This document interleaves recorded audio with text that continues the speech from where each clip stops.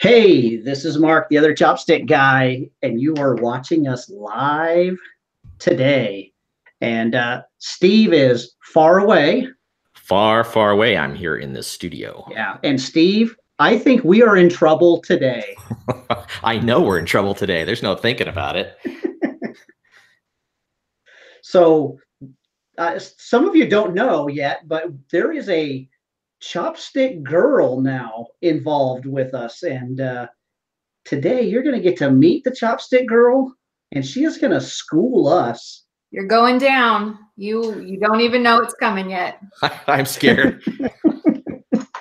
I should have brought my big shield. I should have brought something. That's right. I have my chopsticks to fight her off with. I have today, but I have my giant chopsticks. So I think today is going to be one of those days that there'll be no problem. It's my chopstick shield. I've got my pink ones because I always need pink things.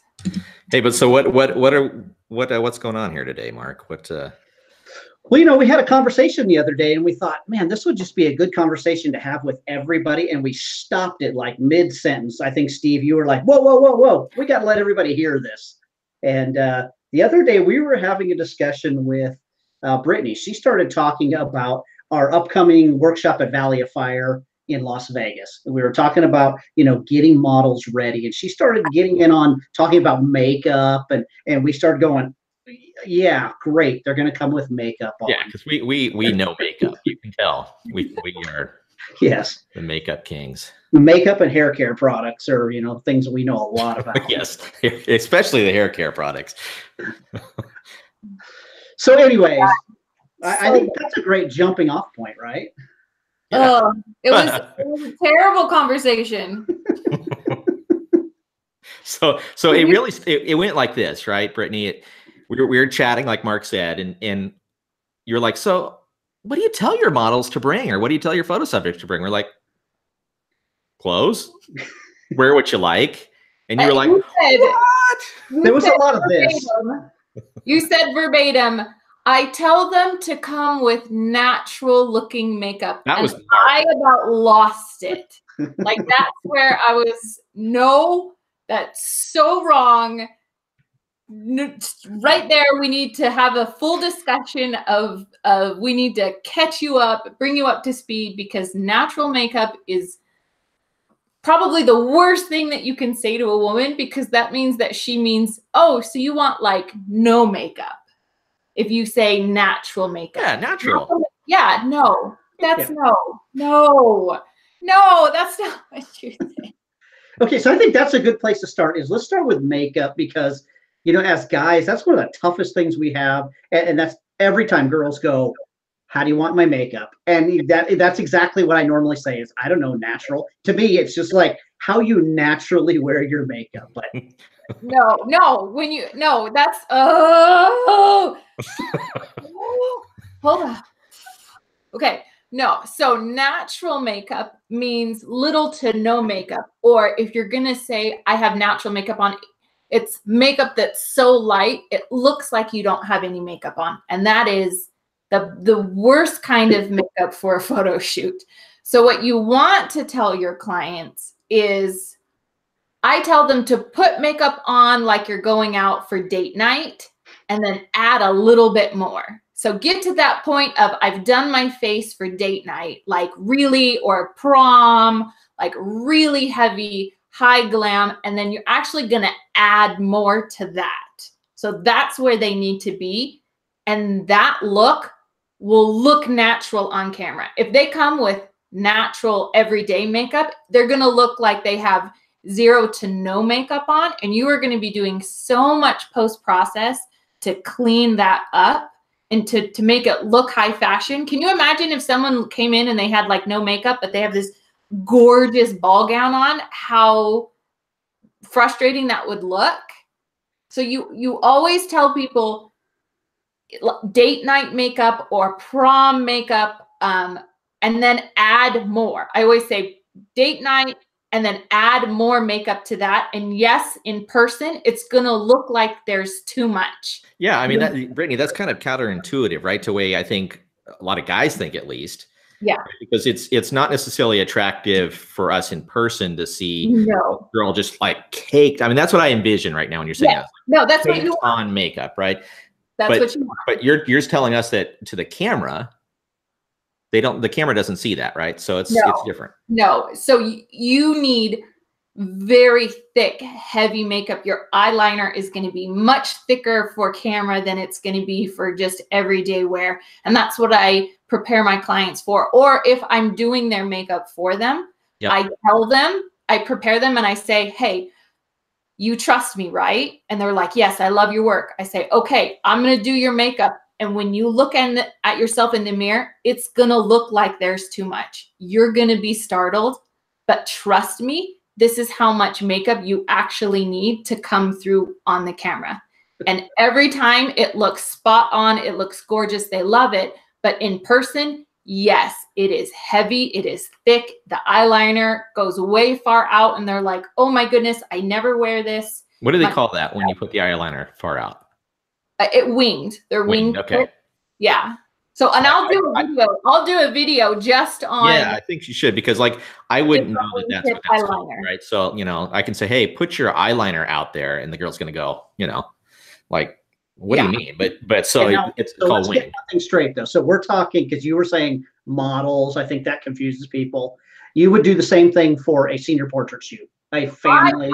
I refer to any client as a model. I just group them in the same category. So it doesn't matter if it's a specific model shoot or I have a high school senior. I like to do their makeup because 9 times out of 10, I can do it better for them because they don't understand what is needed for all that extra light. It gets hot. You start sweating more, especially if you're working in a studio setting. So making sure that they have enough makeup, I always can tell better than they can. So I just do it. So if I'm saying model, I'm referring to a client subject or someone who's paid a subject. I like to call them all models because it makes them feel good if I refer to you as a model. Can you refer to me as a model from now on? Absolutely. So that's one thing that is really frustrating is if you say come with light makeup or everyday makeup, that's not going to be enough for photographs, and they're going to look at their pictures and they're going to look at them and they're going to notice, they're like, wow, I put on makeup, but it's not showing up very much. You have to tell them to add more than what they normally wear, like really, really put it nice and thick and heavy. And then maybe even at that point, maybe it'll show up a little bit. But so, hey, does it matter what the subject looks like before makeup in putting it heavy? I mean, does everybody need that heavy makeup, or? I would say everybody needs that heavy makeup. There would only be a couple of instances where you wouldn't do that if it's a specific look that you're going for to not have makeup. But even then, even if it's that instance, you're still gonna have foundation. You're gonna have a lot of foundation to cover. You're still gonna have concealer. You're still gonna have a highlighter, bronzer, stuff like that. But most of the time for your average client or your average model or your high fashion session, yeah, you're going to have a lot of makeup and everybody's going to get it all the way down to, I would say the lowest I would go is like a 16 or a 15-year-old. Okay. But sometimes with the little kids, to make them feel special, like I'll just brush on and then they feel pretty and like, you know, but yeah, everybody needs to have makeup. And so here's a perfect example. You may have a client that says, oh, I don't like to wear a lot of makeup. I don't wear any makeup. That's not who I am. That person is not your client. No. No, that person still needs makeup because what it is it has nothing to do. You can still make them look like them, but smoothing out the texture of the skin, getting rid of the blemishes. It just is making it a more beautiful, natural glow and a look. So maybe you won't go really heavy with the eyeliner, but you're still going to do a little bit of eyeliner. So you won't do the big wings, but you'll just do right above the eye. So you would just tailor it to that person. But even that person who says, I never wear makeup, I want a really natural look, that person still gets makeup. Hey, Mark, I just want you to remember that one word, wings. You know, from now on, that's what you're going to be talking about. Is everybody's going to get wings, right? Did you bring it's the Red Bull of eyes? It yes, the wings. Just the wings. So, is there anything you were saying the other day about eyeliner? You said like that is like the number one thing you have to have. Is there other makeup that you're like, you know, if someone to that natural look, what are the like 3 things they have to do? So, foundation is huge, always. And then I have, so if you've watched my Christmas list, you saw that I added a setting spray. Here I have just a setting powder. And what it does is it gets rid of the shine. So that is super important. That is really, really huge because it just takes away so much post-process work. It is a lifesaver. I use this stuff all the time. And it really, honestly, it just gets rid of the shine on the nose, the brows, kind of up on the top of the dome there. Mark, you would know what that's like. Yeah. So it's funny. I would have never thought setting powder meant de-shining, you know? Yeah. So here's what I think is important is that, like, Brittany, you're talking about this setting powder, okay? And I still don't really know, like, if I walked into, you know, Ulta or Sephora or Macy's or, you know, to go to the makeup counter and I said setting powder, I wouldn't even know which counter to go to. It'd be awesome. Maybe you could come up with a little list for us that just like every photographer, every male photographer in particular could have a little kit of some of that setting powder, of some of the stuff that we're not necessarily going to apply it to the models, but maybe, you know, say, hey, why don't you just put on some setting powder or something? I mean, would that help? I mean, I think. Yes. So I would have in that kit, in my bag, I always have eyeliner is huge. If they don't have enough, usually with the eyeliner, people aren't going to put enough for the camera and their eyelid is going to cover what they've put on. So usually I'll go in and I'll add more eyeliner and then more mascara or fake lashes are huge. Every one of my high school seniors gets fake lashes automatically. They are amazing. They look spectacular and everyone gets them. And the biggest thing is the girls, they feel so pretty and so beautiful and so special. And it literally is such a quick, easy thing to do. Now, obviously, there's going to be some guys you're not going to be able to put fake lashes on. But most high school seniors or girls that do makeup a lot have done it once or twice before, so they can manage it. So if you have them available, it's just a nice little, very fun treat for them that really adds tons of volume to the eyes. And that's the point, is we want to emphasize the eyes always number one in our image. Obviously, unless you're doing commercial work and you're trying to photograph the lipstick color or something else. But most of the time for your portrait work, you want the eyes to be number one, front and center, and really good eyeliner and some awesome fake lashes are going to do it. Okay. So if I wanted to have somebody made up for a senior portrait shoot, like, how would I go about like finding someone to do that? Would I go to Macy's and say, is there somebody who does I mean, what do I do? Okay, so there's a bunch of different routes that you can go. You can go you can hit any beauty counter and ask them to make up your model. That's really fun. They're going to add that salesy piece because they're trying to sell you the products. You can But they can do it for free, right? They do it for free, but they're going to the whole time they're going to want you to buy whatever they're selling or putting on you. You can do a makeup artist. It's going to cost you, so that adds a price tag to it. But a makeup artist is going to know how much to put on, and you can get pretty specific in what style you want. You can show them pictures if there's artwork or photographs that you've seen on Pinterest, and you can say, can you make this look? Can you do this color? They can match it really well. So I think makeup artists are absolutely worth their money. Or another option is if you know a female in your life who does makeup, just ask them to do the makeup for the model, and that works as well. So I just do my own makeup and I know how to do it. So I just do the makeup of my models. But if you have a wife, a girlfriend, a friend that's a girl that likes to apply makeup that you know, then just ask them to help out.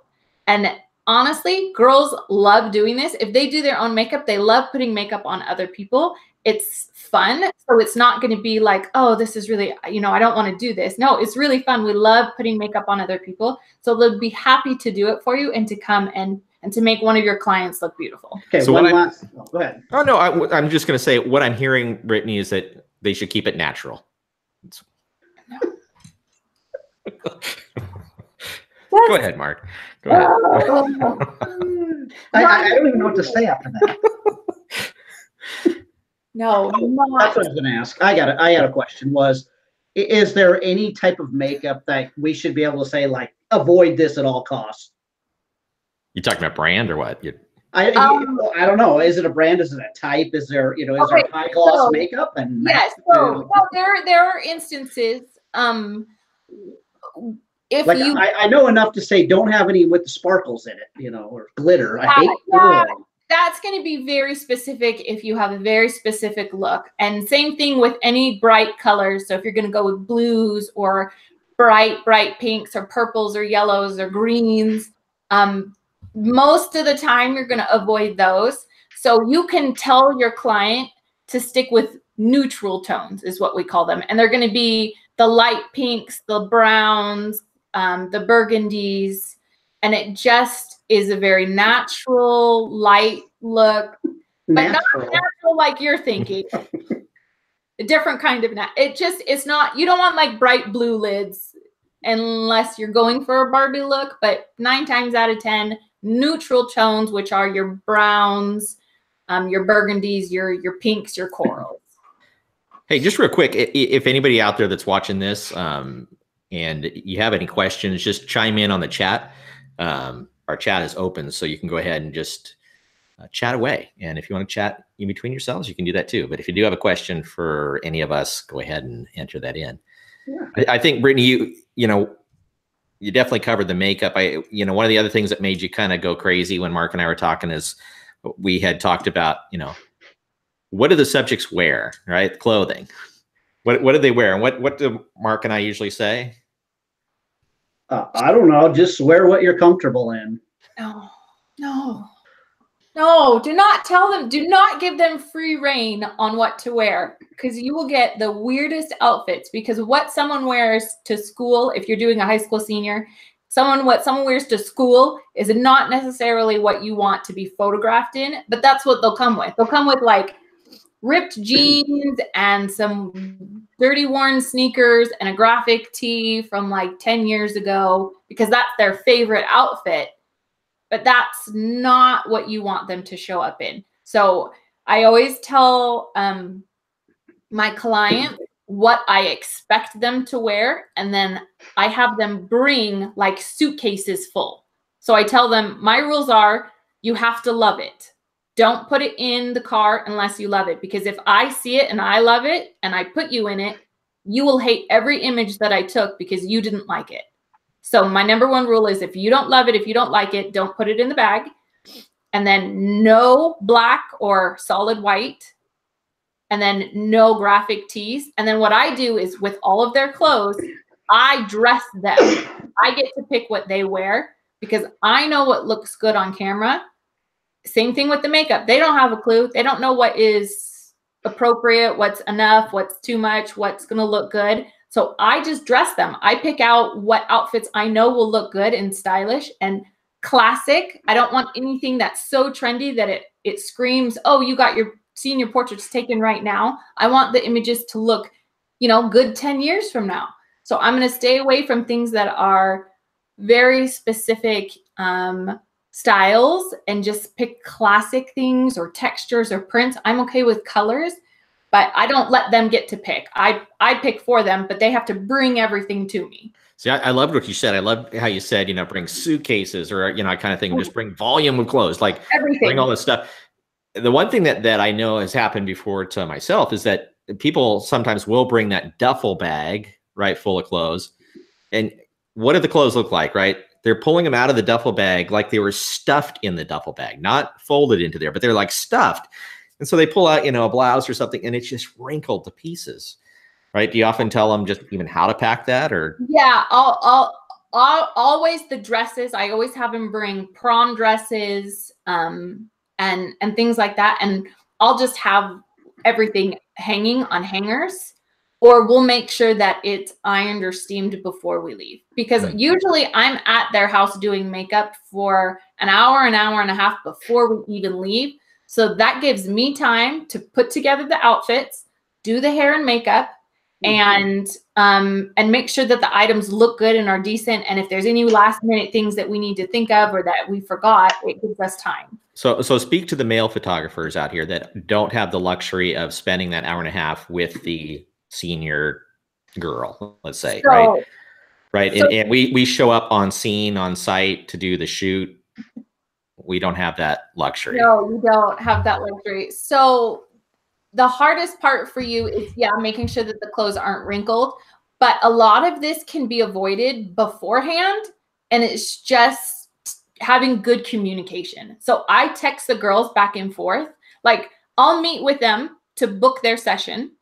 And then weeks before, or the whole entire time up until that date, we are communicating back and forth with my expectations of, hey, you know what would look really good with that skirt you have are some brown boots that look like this, if you want to go out and find them. And then they'll text me back, hey, I found these, do these work? Or I got these at a thrift store, do these work?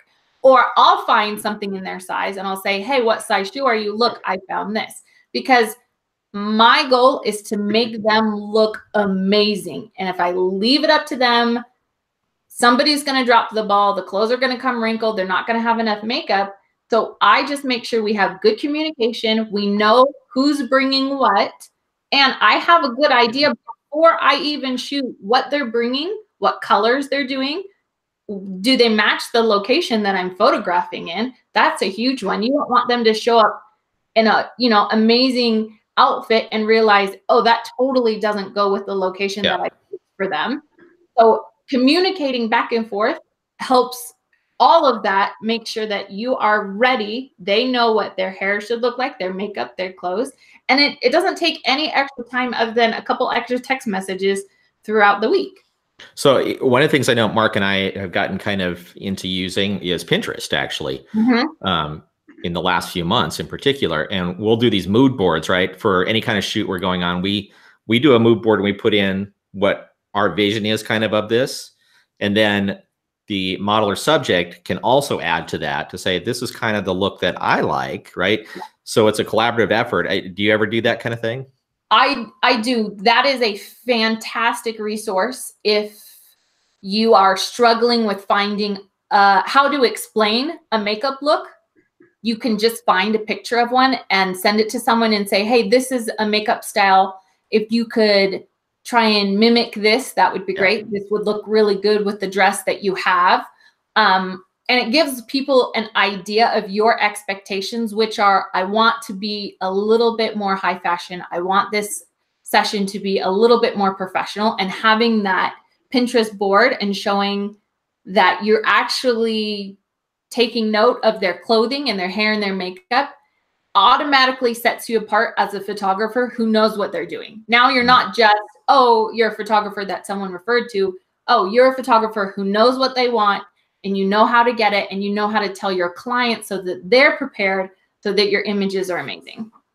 My biggest takeaway from what you said, and I think everybody's going to have something different, is that, anymore, I may be doing 15 to 20, I think Steve, about the same senior portraits a year. So we're not, it's not a every week thing for us, but, I've always had that thing of, bring 3 or 4 changes of clothes, bring something nice and bring something casual. I like what you were saying of like, no, I tell them, bring like all your prom dresses, bring all, and let me go through them and help you put it together. I've never done that. I've always said, bring 3 or 4 changes. No, because they'll bring 3 or 4 and 2 of them you won't like. And so exactly. now It happens all the time. You're stuck with a senior and they have 2 outfits and that's it. So having them bring an entire wardrobe and not knowing that they had this amazing beaded vest and then you found these cool abandoned train tracks that would work perfect for it. It only works if you can see their closet. And I tell all the girls, Bring your closet, shoes, accessories, handbags, hats, everything. I want to see it all. Steve and I did a video a while back. It was for one of our teaching videos, and we had a model show. We said, just dress casual. And she came with this pure white t-shirt, and in red, it just, what did it say, Steve? It said like, girls know everything. Yeah. Or I mean, it was like the weirdest random, and it looked like a Napoleon Dynamite t-shirt, you know, just block letters. And we both were going, what do we do? We borrowed a coat from, we were taking it at somebody else's house because they had a really cool backyard. And we actually had to borrow some clothes from the homeowner. From like their 12-year-old daughter was like, I have this cool coat. It's like, yeah, bring it. Yeah, no, don't ever tell anybody to bring casual, because casual to a woman means jeans and just a frumpy t-shirt. Yep. So you have to specifically tell them. And since maybe for most guys, they're not going to know, oh, I want you to dress boho style. For a girl, she's going to know what that means. For a guy, you're like, I don't know. Yeah, buy one, hate one. Yeah, like it's bohemian style. We're going to do that in Vegas. When we do Valley of Fire, it's going to be very boho and it's going to be awesome. I'm so excited. But if you can't describe it, send them a picture. That's where Pinterest comes in. Just find a picture of what you want and say, I would like things that look like this. And then that is the best way to communicate, because there's no confusion on your version of natural and my version of natural. Just send them a picture so then they know. Just have it, make up a document that says, I like makeup like this, and give them choices. I like clothing like this, bring these items. And then it's all ready to go, and you just send it to every client. That's awesome. Okay. Oh, wait, hold on. Another pet peeve. If you do this, I will find you. This. Oh, the hair tie. The hair tie on the wrist. Oh my gosh. You know, it's funny you say that, because it's something I miss all the time. But how many times, Steve, have we heard photographers at our workshops go, oh, I'll just Photoshop it out? All the time. And you're like, what do you mean you'll just Photoshop it up? How long does it take to go, it's off? Yeah. No, all girls will have one. And it takes time, and it's just one of those things that takes practice. Same thing with the necklace. You have the necklace that's always like skewed, and then like the clasp is like way over here. So that's why my wife assists me a lot of times, and she's awesome at like seeing those details. And it's one of those things you really have to train your eye to see them, because I'm so focused on what the composition looks like. Yeah. Right. I'm not focused on the details, like the hair tie, like the crooked necklace, like there's one piece of hair that's trailing off, all that kind of stuff that you get back at home and you look at the pictures and you go, why didn't I see that? I mean, it's something that's so obvious when you look at the picture. So, training yourself to see that kind of stuff. Well, but it's the same thing. Like if you go and look back at your images, how many of our images had like a trash can in the background that we didn't notice, or like a light pole coming? But now we're so quick about noticing the background, we trained ourselves. Yep. We worked and took hundreds and thousands of pictures to get to a point where we can see how to hide those nasty things in the background. Same thing with the hair tie or the necklace or the clip or the makeup, or, if they've got lipstick on their teeth. It's just another thing you have to train yourself to look for all of those pieces and correct it now, so you're not having to spend hours in Photoshop. Like, oh, here's, 10 images, but every single one has this darn hair tie in it. No, exactly. Hey, and I want to just say again, for those guys that have just joined, we've got quite a few new people on the call. Brittany is schooling both Mark and I on what every photographer should do before they go to a shoot, on things like requesting certain makeup, outfits, all that good stuff. So if you guys have any questions at all, pop in the chat and chat away. We'd love to hear your questions, and Brittany will answer them, because Mark and I will just sit here and listen. But or just say hello even on the chat. We'd love to. Exactly. No, those are all great things. The hair tie, hair, believe it or not, is one of those things that just always get me, because it's always the little tiny things with hair that mess up a photo. And like Steve said, it's not until you get home and you've got it on your computer and you're staring at it going, oh my goodness, why didn't I just move that hair? Yeah, it's really, really tough. And usually for models, they'll ask you, how do you want your hair? And what is your response? I would like to know what you tell your models. How you like your hair.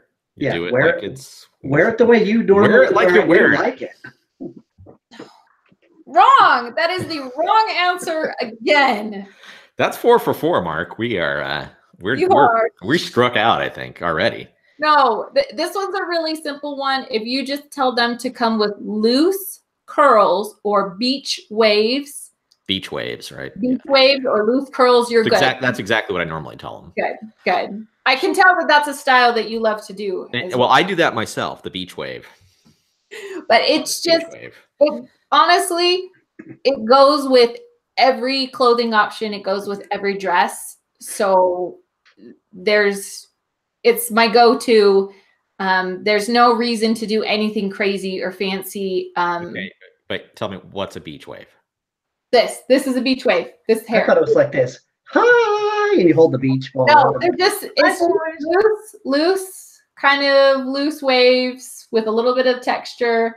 But it goes great with everything. I can put a ball gown on and it would look fantastic. Or I could put denim shorts and a tank top on and it would look fantastic. So it's a great hairstyle to go between different outfits. So you're not having to like, oh, straighten hair and then I want to curl it now because I'm in a ball gown.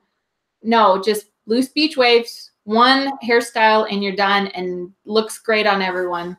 See, I think this is where we struggle because here's a question I get asked all the time. They show up and they're like, should I wear my hair up or should I wear it down? And I go, I don't know. It looks kind of good the way it is. Down, always down.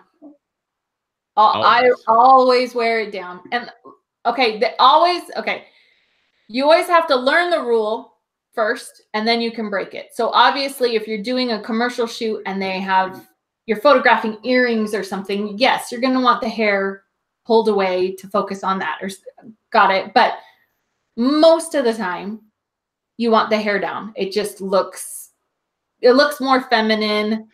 It hides a lot of like, slims the face a little bit. It can help hide things that maybe you don't want to see if you drape it over the shoulder and the neck. So, but always down, never in a ponytail. That's a really not attractive at all. No.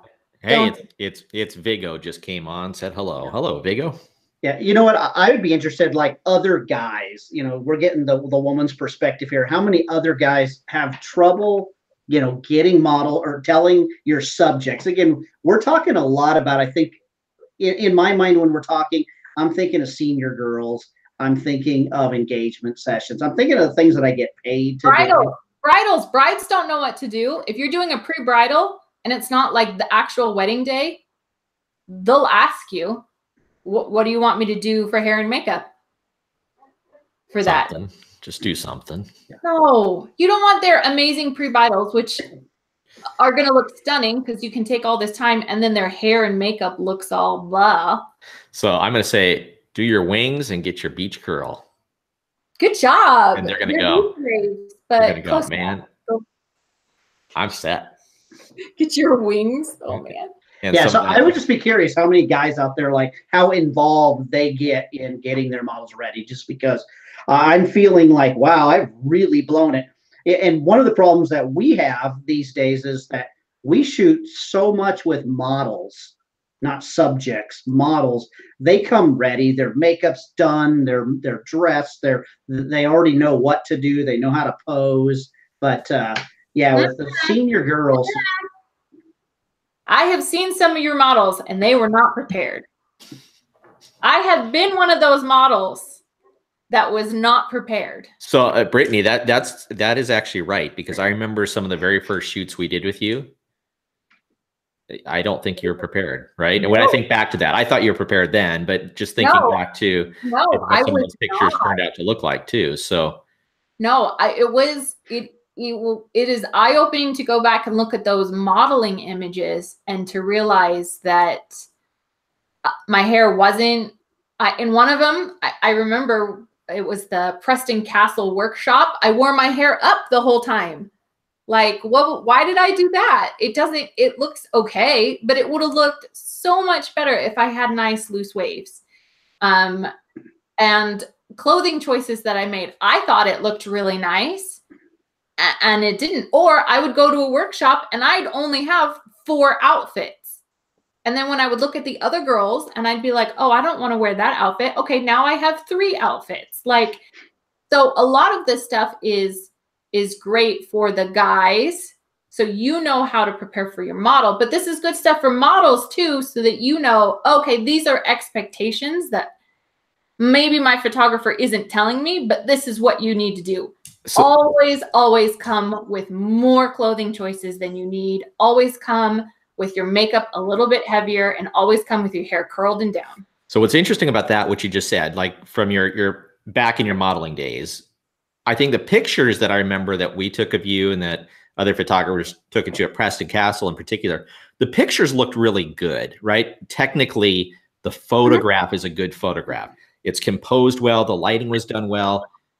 But when you look at that picture, and if your hair was kind of wonky, or you're wearing an outfit that maybe wasn't as appealing to the camera, right? Could have been. The picture then is actually downgraded, right? It's like it's not as impactful as it could have been with that. So I think that was a great point, actually, was just that outfit can make or break. Absolutely. It's huge. I have had tons of photos that I've completely just thrown in the trash because I'm like, it's a good photo. It's good lighting. Clearly the photographer knows what they're doing. I look like crap. And so I ruined the image. And it was totally me and my choice of clothing options. Sometimes though, with posing, I can't see myself and to know that I look weird. So I have an expectation that if I look weird or my knee, there's one picture in particular that I recall, and I can call out on Karen because she's a good friend of ours. You all know Karen. It's this beautiful picture, but my knee is straight on instead of turned a little bit. And to me, it just looks weird. It looks like my leg is not the right angle, but since I can't see it, I couldn't change it. So I'm expecting, as from a model, this is Brittany model talking now, I'm kind of expecting you to tell me if something looks a little off, because I don't know. And so there are delicate ways of telling models or clients that they need to adjust something, but it is kind of more your responsibility as a photographer, because I can't see what you see. So if it looks weird, then you need to tell me that it looks weird, and I want you to, or else we're both going to have bad photos. Yeah. How much of do you think models or subjects expect us to tell them? Like how open? I think, again, we were talking the other day, and we both had said, I don't know that I could tell a senior girl, can you suck your stomach in? I expect more, but maybe that is a really tough question. One, if they're paying you, obviously you should be a little bit more suggestive in making sure that their arm is a little bit, their hand is twisted, their leg, making sure, always getting the best angle. If it's a model, absolutely you can tell them to make sure their neck is out, suck in their stomach, bend their, rotate their hip. We're used to it. As models, we're used to being posed, but once again, I can't see. And a lot of times I'm thinking of all kinds of different things. So if I let my stomach go out, or my problem is my one eyebrow always goes up, but I want you to tell me that as a model. Obviously, as a client, that might come across as a little offensive, but there's still things that you can suggest, like, oh, twist this way or twist that way. Don't just assume that they know what they're doing. And especially if they've paid you, you are the expert. They have seeked you out. They are paying you money to photograph them. So I know. I'm always telling Mark to suck in his stomach. Anytime we're on video, it's like, hey, suck it in, buddy. Hey, Peter wrote in, and he says he shoots just for a hobby. And when girls ask me about hair and makeup, I just say, you know, what suits you best. Does that sound familiar, Brittany? Yeah. That's exactly what we say. He says, also, it's harder for a guy to find things to say in this very politically correct world. He says, is that just me? No, I find that too. I mean, you have to be, whoops, just dropped my chopstick there. You have to be so careful in today's world about what you say. I mean, it's bad things have happened, right? Just on both sides, but you can say something that could be taken wrong. And pictures, then don't say anything. Send them pictures. If you feel like, oh, this is a person who doesn't like to wear a lot of makeup, that would come across as really offensive if I tell them to wear makeup, send them a picture. Say, these are makeup styles that my clients like to wear. This looks best on camera if you do this, if you wear this. So don't say a lot of words, just send them pictures on Pinterest that you found of stuff that you like and you know that works. Mm-hmm. What do you do when you have a model that brings stuff that you don't like any of it? Have you ever had that happen? Shut it down. I'm sorry, we're done. Oh, that is really tough. So this is what you do.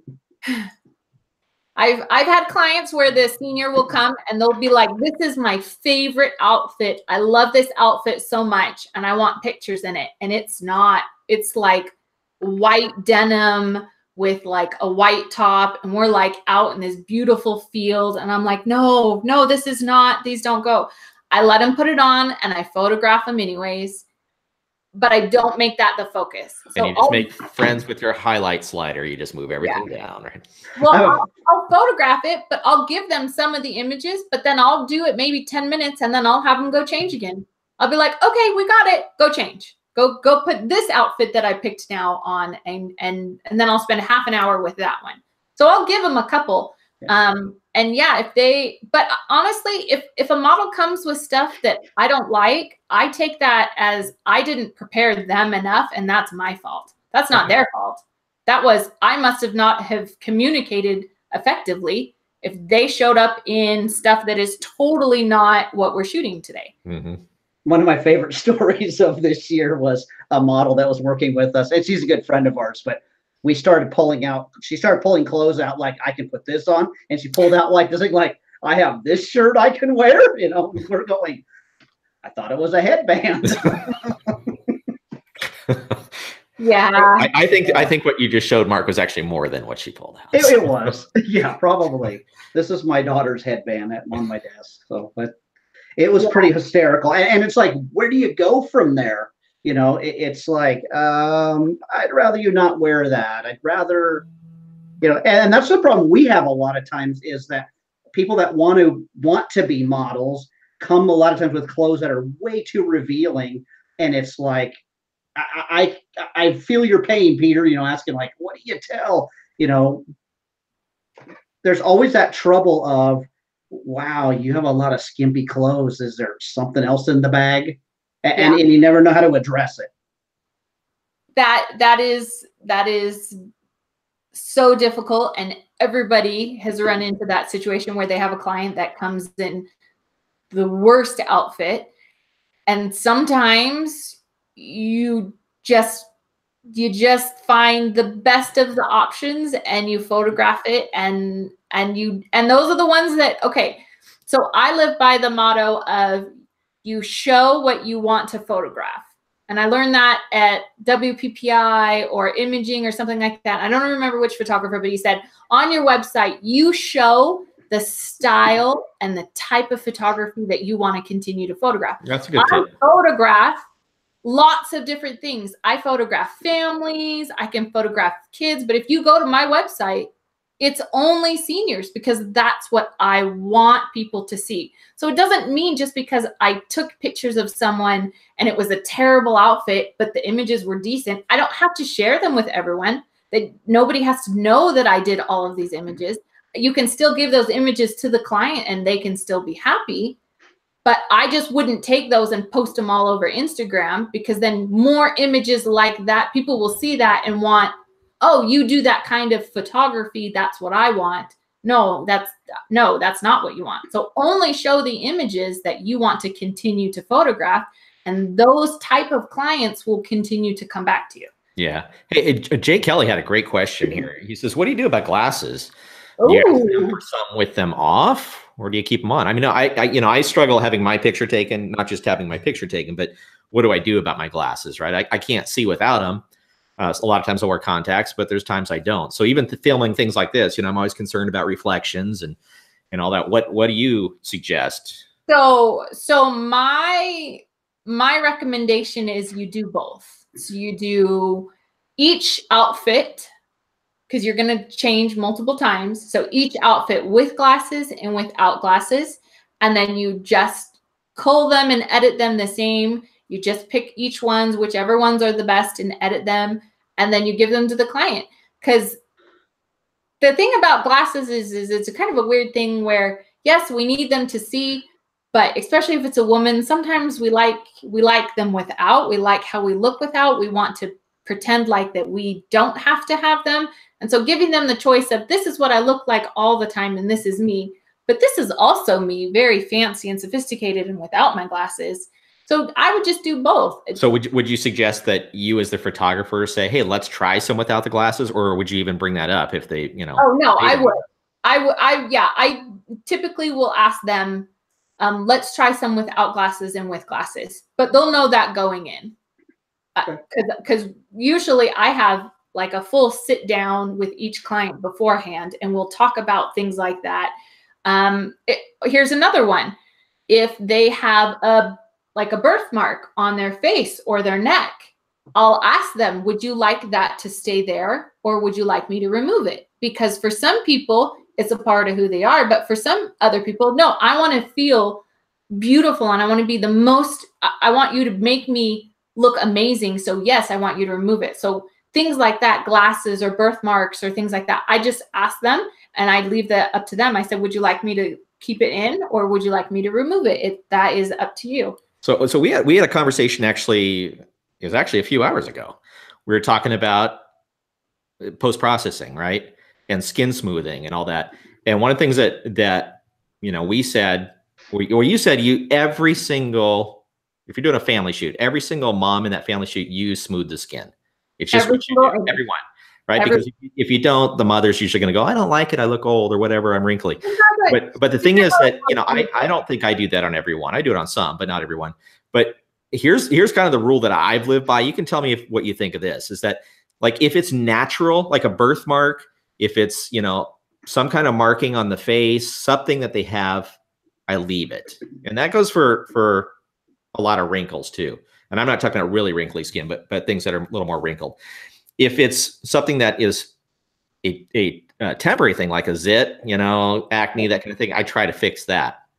But if it's part of their body, naturally, I don't usually take it away, because I'm always concerned that they're going to go, where was my mole? Like when I take it away, can I see the unedited pictures? And I hate to get that question, can I see the unedited pictures? Because they're like, where did my mole go? What else did you remove? That was always my mantra when I taught Photoshop was, if it's permanent, leave it. If it's temporary, remove it. I leave that, because Photoshop is so prevalent and everybody knows that you do it. I ask them if it's like on a very prominent face on their, usually if it's on their face, if it's on their arm or something like that, I won't be too concerned about it. But if it's on their face, I just ask them, because they know we can do Photoshop. Most of the moms are going to ask you, hey, can you smooth out some of these wrinkles? Can you thin out my arm? They already know you know how to do it. So they know going in, okay? And I just ask them, would you like me to fix anything? Would you, how much, how little? But my motto is, I want you to look like you, but just a better version. But I don't want anybody to look at him and be like, oh, that doesn't look like me. I just want them to. It's true. I did this corporate shoot one time. It's a bunch of corporate headshots for a doctor's office, right? And they had 5 different women that were working in the office that were in probably early 50s, late 40s, nice looking ladies. But they were getting wrinkly. And so I smoothed the skin and I thought it looked fantastic. Well, they got all the pictures back and they said to me, do you think you could Photoshop my wrinkles out? And I want to say, you should see what you look like before I did. But, you know, I didn't say that to him, obviously. I said, sure. So I went back and did even more, you know, so now they're a little Barbie-ish, but. So that's part of that's that. And it's tough when you're doing corporate stuff because there's not a lot of prep time with each individual, but that's where that communication, like if you're talking to a mom or family, you can talk about like, hey, and I tell them like, I'll go in and I'll clean a little bit of this up. And yeah, every once in a while I'll get a client and they'll be like, oh, can you do these wrinkles? And I've already done it. And you just don't say anything.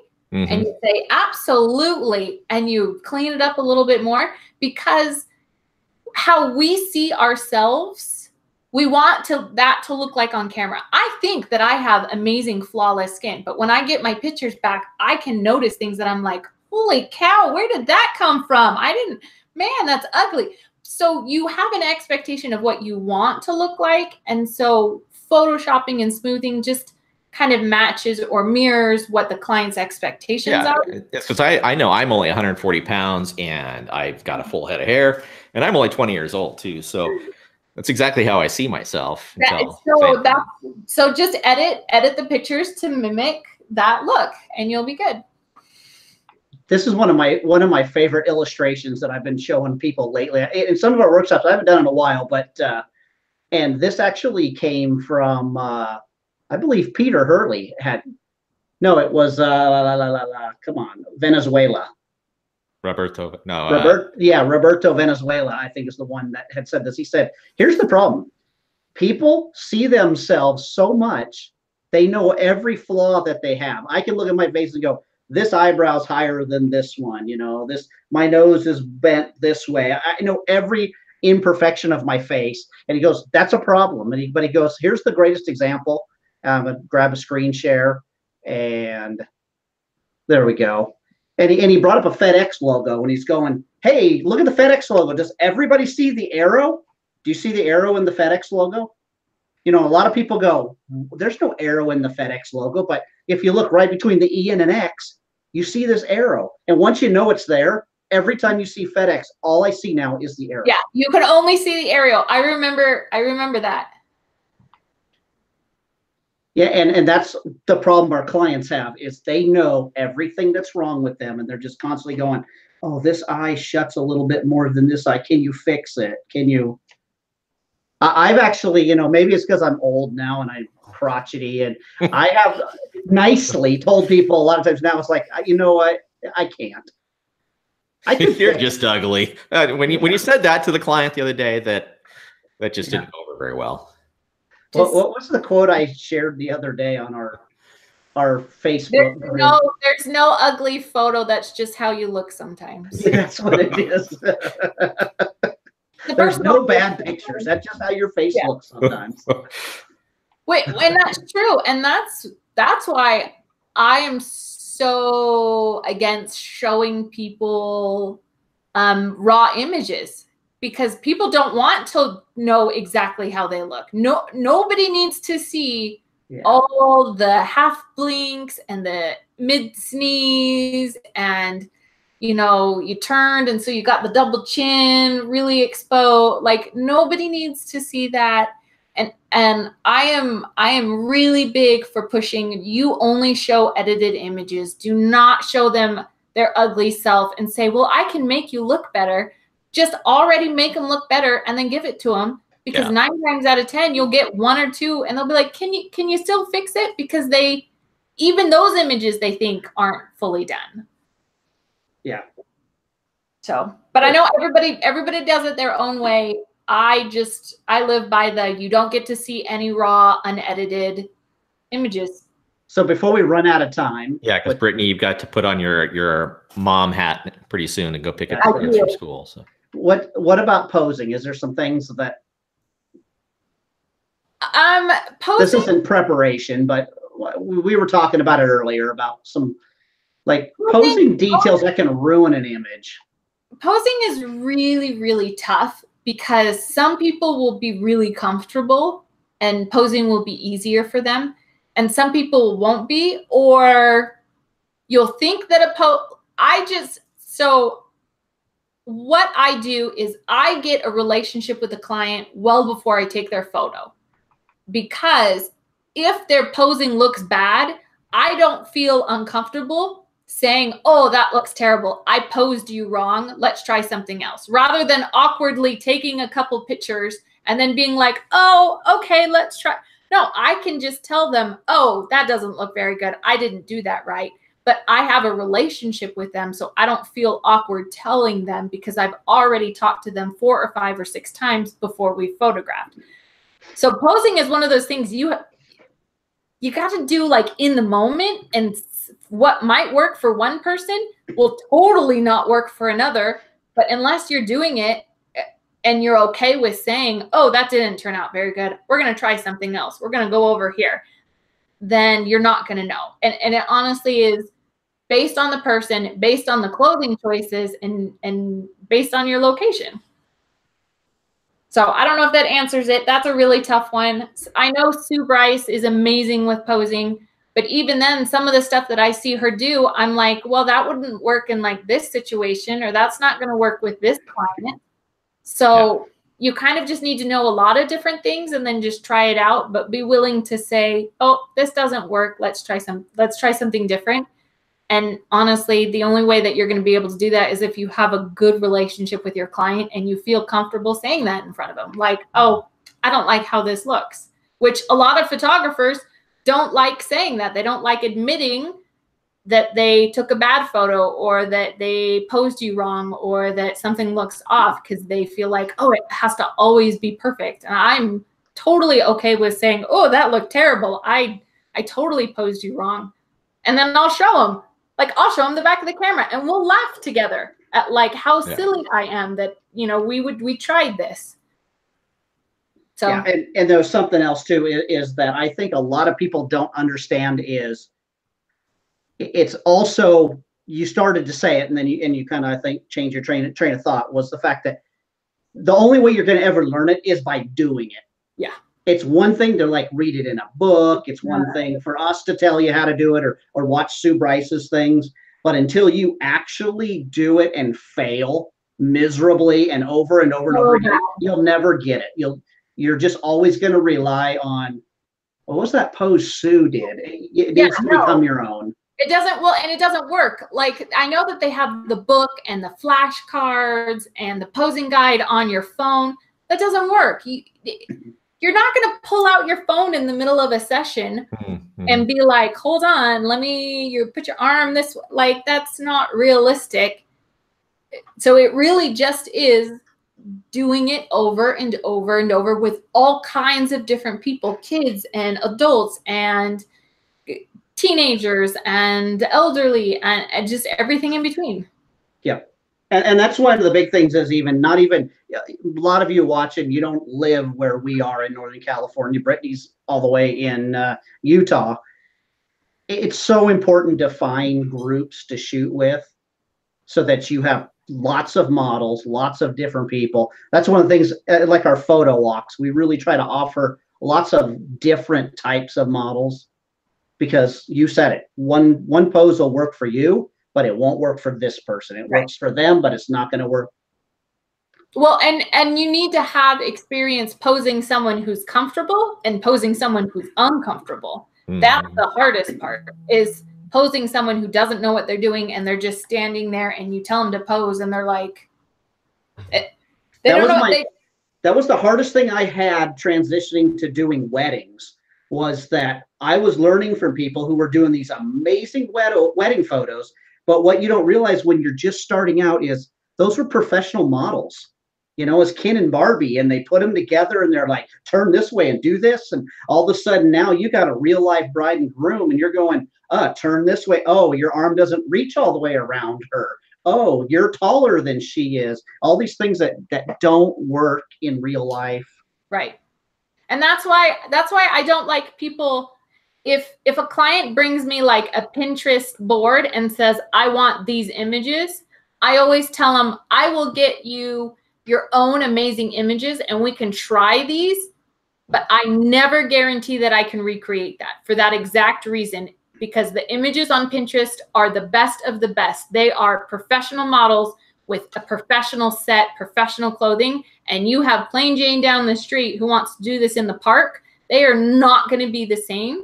So I tell them, I will try, but your image won't look like that. Mine always do, because I say, just come looking natural and wear your stuff you like, and it works fine. Hey, Brittany, you got to go pick up your kids from school, but hopefully everybody enjoyed this time that we had together today. Before you guys all go and sign off, just want to remind you that you can actually see Brittany plus Mark and I kind of in action, and you can participate with us. We have, I think, one spot, maybe two, but I know we have one spot left for our workshop coming up in March 1st in the Valley of Fire State Park in Nevada. And if you know anything about Valley of Fire, if you don't know anything about Valley of Fire, check it out. It's going to be amazing. And it's at the end of WPPI. So go to Las Vegas, go to WPPI, and then come out with us. Grab one of those last two spots. But you can go right to our website, panopticchopsticks.com, and you can sign up there. Grab that last spot. It is going to be phenomenal. We've got a ballerina coming out who is not only one of the best ballerinas out there. She's from Australia, coming out to spend the day with us, but she's also a fantastic model too, high fashion model. So we've got people bringing custom clothes. I mean, and Brittany's going to help stylize everything. It's going to be just incredible. So we haven't announced it yet, but we're also planning on a couple photo walks during that week of WPPI. So in the evenings when we get done with the expo, it's so fun to just go out and take photos and hang out with everybody. And then we go out to eat. That's right. And we love to eat. I'm excited. I need a sushi buffet. I don't know. I can't wait to go back to, what was it called? The Ellis Island. Ellis Island, to have the ribs. Oh my goodness. If you saw this place, you would go, why would anybody eat there? It looks like the oldest, most rundown casino just off the strip.